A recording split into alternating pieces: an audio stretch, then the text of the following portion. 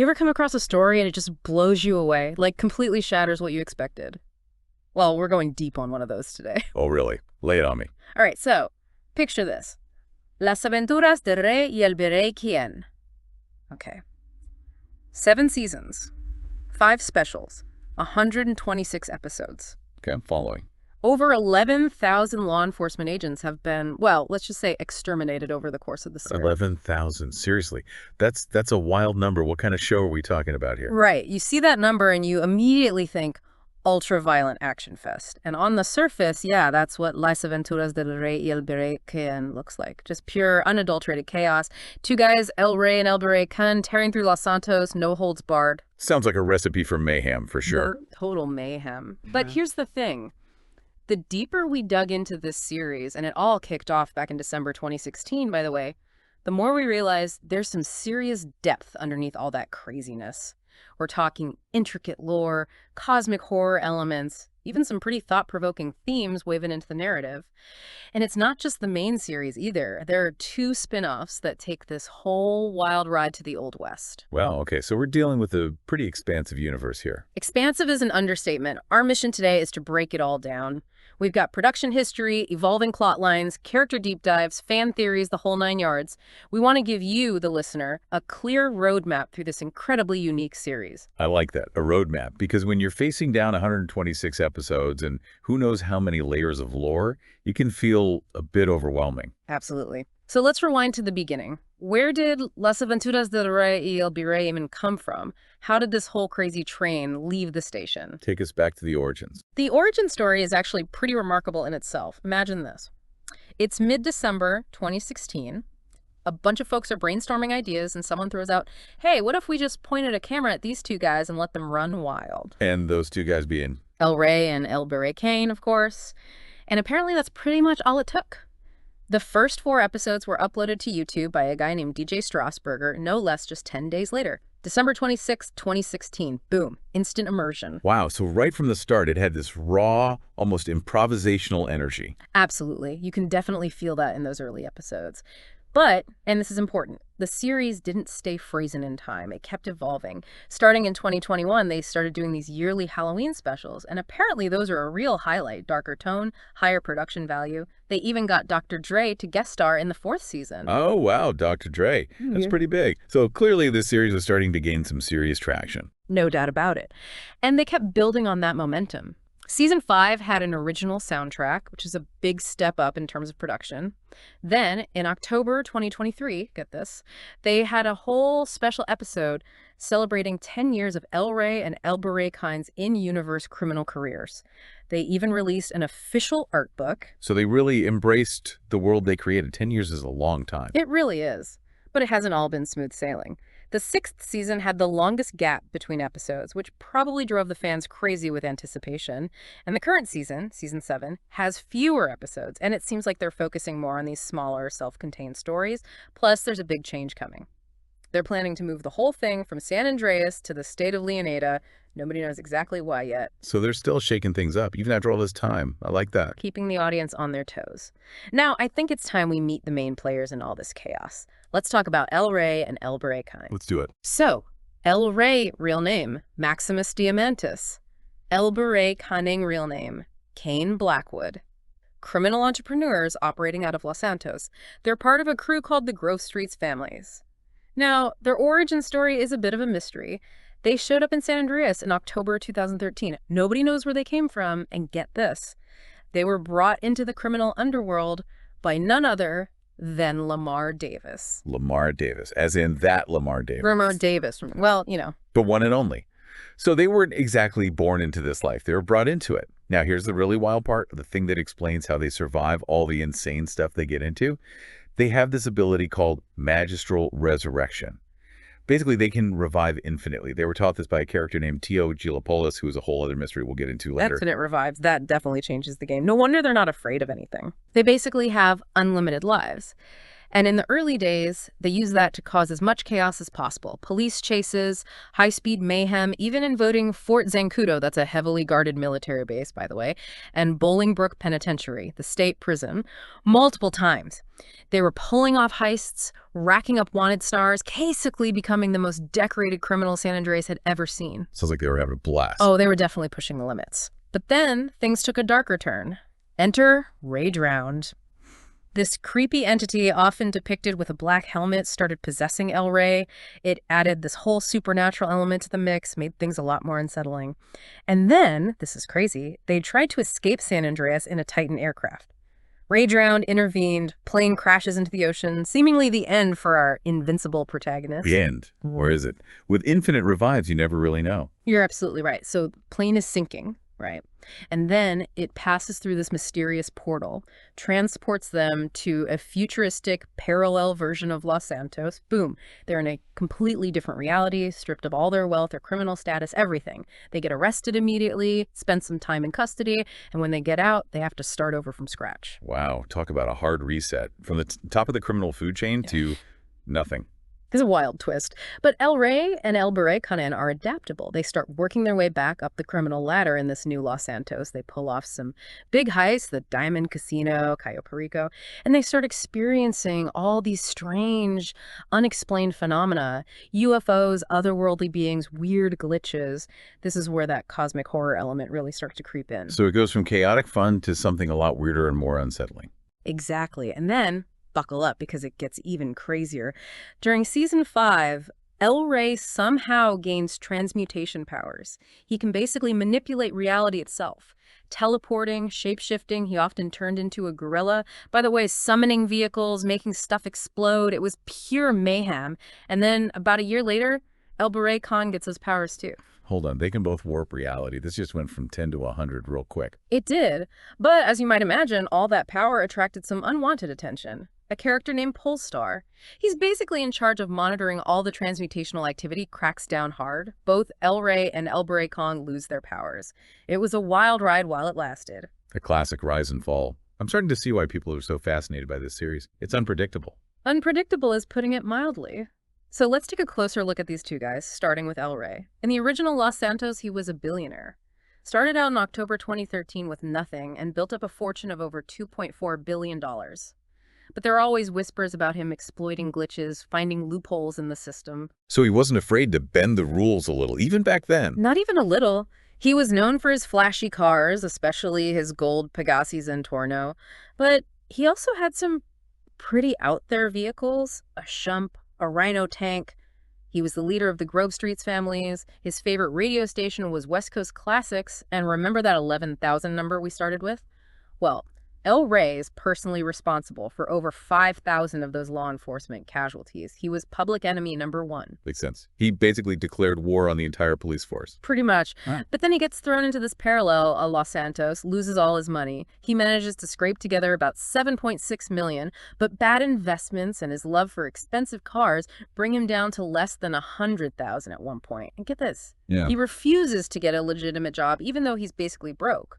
He sees it as a rebellion against Polestar's control. That's classic El Rey. Always sticking it to the man, even in a different dimension. That's our El Rey. Now, about those transmutation powers, it seems like he made some kind of deal with this mysterious figure called the Fulano Ferranio.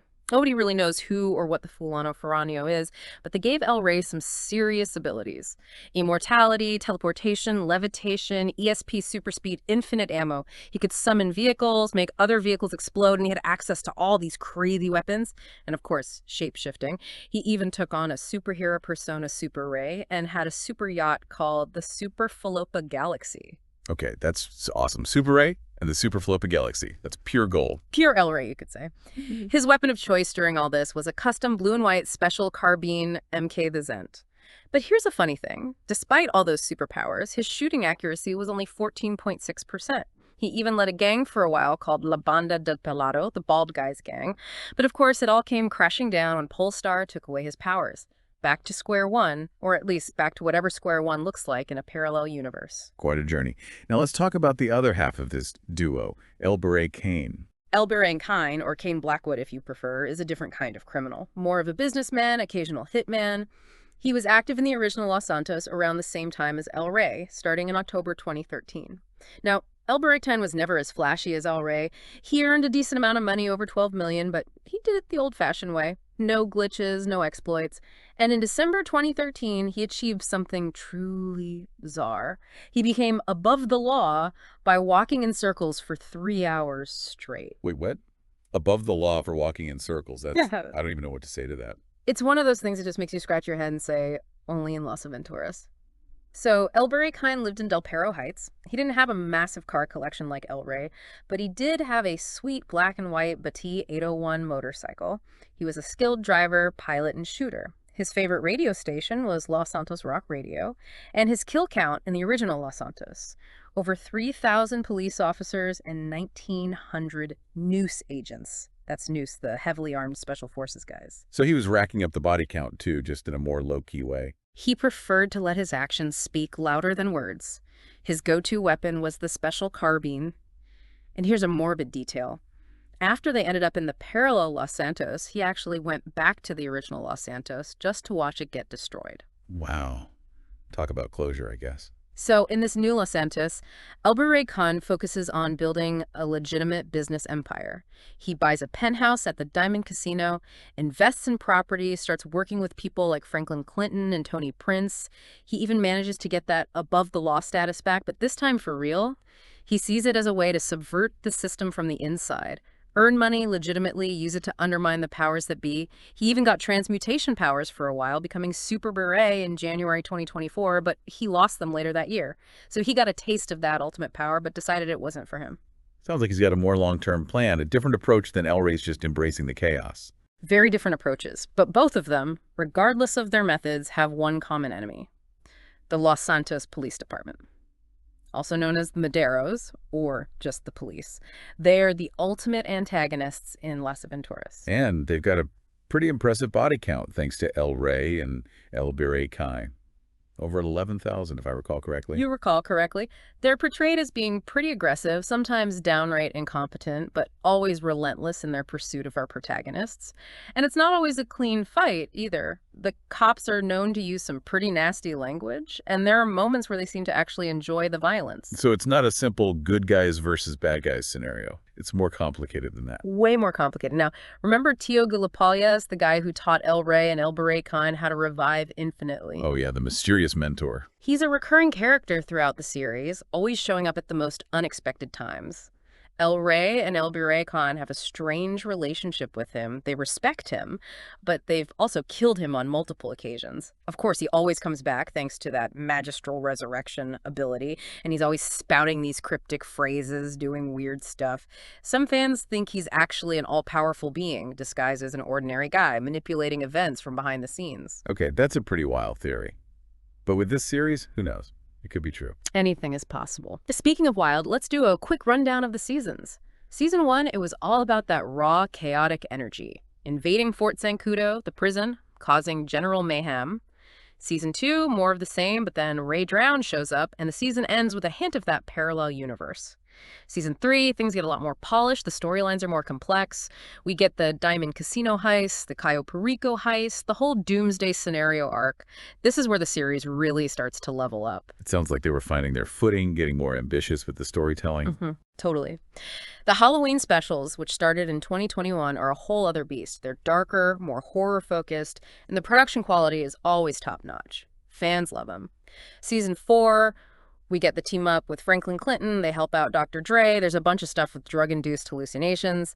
Season 5, things escalate even further. They're working with a cartel called the Fooligans, doing missions for the IAA, and of course that's when El Rey gets his transmutation powers, and El Barrican gets sent to the parallel universe. So they really ramped up the stakes in Season 5. Big time. Then we have the anniversary special in October 2023. It's basically a love letter to the series full of callbacks and references. The Halloween specials in 2023 and 2024 are all about ghost hunting. They have run-ins with all sorts of paranormal entities. And in the 2024 special, they lose their transmutation powers. Season 6, they're in a snowy San Andreas, hunting a Yeti, stealing cars for Yusuf Amir. And get this, both El Rey and El Barrican become superheroes for a brief period. Superheroes? Yeah. Seriously, what can't these guys do? It's crazy. And now we're in Season 7, which is a bit of a return to basics, smaller, more personal stories. And they're hinting at that big move to Leonida. So the series has gone through a pretty wild evolution, from pure chaos to complex storylines, supernatural encounters, even superheroes. And now it seems like they're gearing up for another big change. It's that constant evolution that keeps things interesting. They're not afraid to experiment. Exactly. So with all that in mind, how has the series been received? How has the audience responded to all this craziness? Well, overall, the reception has been really positive. People praise the action, the humor, the depth of the lore, the way they weave in those supernatural elements. And the thing is, El Rey and El Barret Khan almost never speak. So the creators had to find other ways to tell the story. They rely on visual storytelling, action, and dialogue from the supporting characters. It's really well done. It's a testament to their creativity. Now, the early seasons, while they were popular, they were definitely a bit rough around the edges. The production quality wasn't as high, the episodes were shorter and less consistent in length. But then season 3 came along, and it was a huge step up. Better visuals, longer episodes, more dynamic camera work. They even started filming some scenes manually using multiple camera angles. It made a big difference. So the series matured as it went along, and the audience responded to that. Absolutely. Seasons 3 and 4 were very well received. The storylines were more elaborate, the characters were more memorable, but some fans did miss that raw energy of the early days. And around this time, the viewership dipped a little, but then the Halloween specials came along, and they were a huge hit. They breathed new life into the series, brought in a whole new audience. So the Halloween specials were kind of a turning point. They really were. So let's talk numbers. Season 1 averaged about 24,800 views per episode. Season 2, a little less. Season 3, even less. But then the 2021 Halloween special brought the numbers back up. Season 4 was the lowest point, with an average of only about 9,200 views per episode. But then the 2022 Halloween special blew everything out of the water. It averaged over 33,000 views. And then came Season 5, the peak of the series so far, an average of 63,000 views per episode. Wow, that's a huge jump. What happened in Season 5? One word. Contiendas de Falopa Parte 1. That episode was a phenomenon. It drove a massive amount of the season's viewership. So one episode can really make a difference. It can.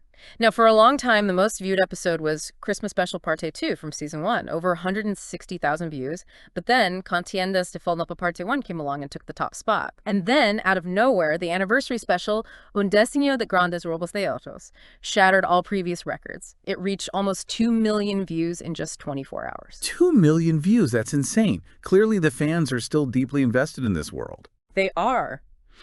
Now, beyond all the action and mayhem, there's a ton of interesting trivia surrounding this series. For example, a lot of people think that El Rey's character design was inspired by Max Payne. Really? That's interesting. I can kind of see it. Right. Also, when they got transported to the parallel Los Santos, both El Rey and El Barret Khan had their faces subtly altered. El Barret Khan's changes were more noticeable. And back in the early days, before the series even had a name, El Rey was known as El Hacker, and El Barret Khan was just called El K. So the nicknames evolved along with the series. Exactly. We also know that the longest episode is over an hour long, while the shortest is less than 6 minutes. And remember that Liberty City segment in Season 7? It was originally supposed to be in Season 5, where El Barret Khan would have gone there for a hit. So they recycle ideas sometimes. I can respect that. Makes sense. Now, here's where things get really interesting. Las Aventuras is full of unsolved mysteries. I mean, like a ton of them. For example, in late 2023, these possessed animals, animales poseídos or no exanimes, started showing up. They were super aggressive, attacked people randomly. Some fans think Polestar was behind it. Okay, creepy possessed animals. I'm intrigued. It gets creepier. There have been multiple serial killers in the series. The Los Santos slasher, who El Rey eventually killed.